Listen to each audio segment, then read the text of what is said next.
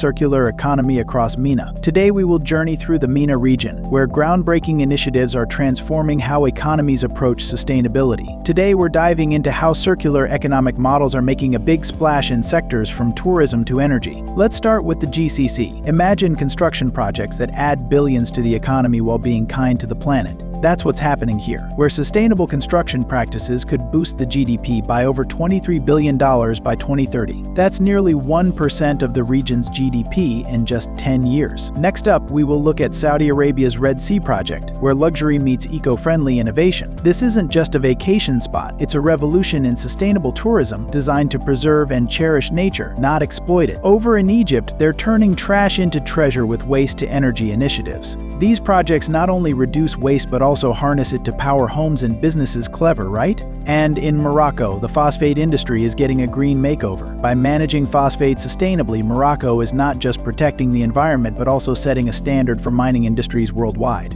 Why does this matter to us? Because these efforts are crucial for meeting global sustainable development goals. It's about creating a world where economic growth does not come at the expense of our planet. Take the GCC's use of district cooling, which slashes energy use by up to 30% compared to traditional methods. It's innovations like these that not only preserve resources but also offer a cooler, more sustainable way to live and work. Saudi Arabia example. Let's look at Saudi Arabia, where something extraordinary is happening at the Red Sea. Picture this: a series of breathtaking islands, each hosting resorts that aren't just about luxury but are a masterclass in sustainable living. From solar-powered energy to advanced water desalination and eco-friendly waste management, this project is not just talking the talk, it's walking the walk in renewable energy. With a commitment to run on 100% renewable energy, the Red Sea project is not only powering up luxury stays but also cooling them down with district cooling systems that are way kinder to the planet than traditional methods.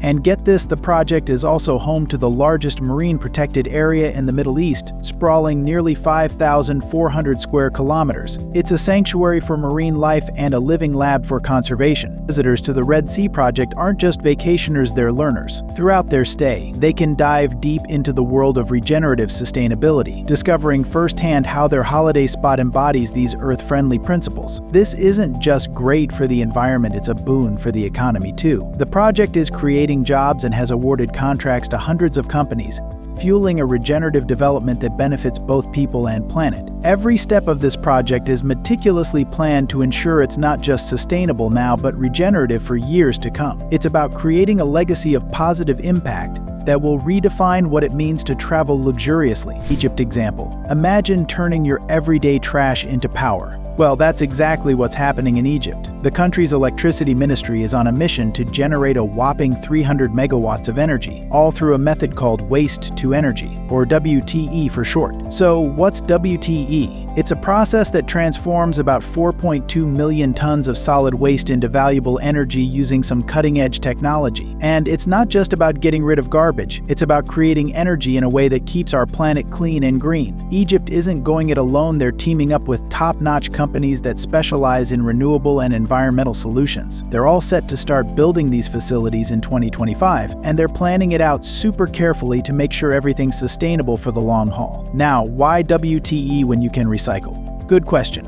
While recycling is great, it can't handle all types of waste. That's where WTE steps in. It's a helpful alternative to dumping stuff in landfills because it helps close the loop of our circular economy by managing the non-recyclable waste and cutting down our need for fossil fuels. And the WTE sector is booming. Valued at $35.1 billion in 2019, it's expected to jump to over $50 billion by 2027. That's a growth rate of 4.6% each year, starting from 2020. That's huge, and it shows just how important and popular this energy solution is becoming worldwide. Morocco example. For our last example, we will take a look at Morocco, a country that holds 70% of the world's phosphate reserves. Let's dive into how they're turning this resource into a powerhouse of sustainability. Phosphate might just sound like science jargon, but it's a key player in everything from fertilizers that boost our food production to materials that are essential in manufacturing metals and even soft drinks. It's in a lot more than you think. Meet OCP, the Moroccan authority responsible for not just mining but transforming phosphate into valuable products that are exported globally. They're on a mission to do this in a way that respects the earth, using innovative, sustainable methods from start to finish. OCP isn't just mining phosphate. They're setting the standard for environmental responsibility in the industry. They use cutting-edge techniques that minimize environmental impact,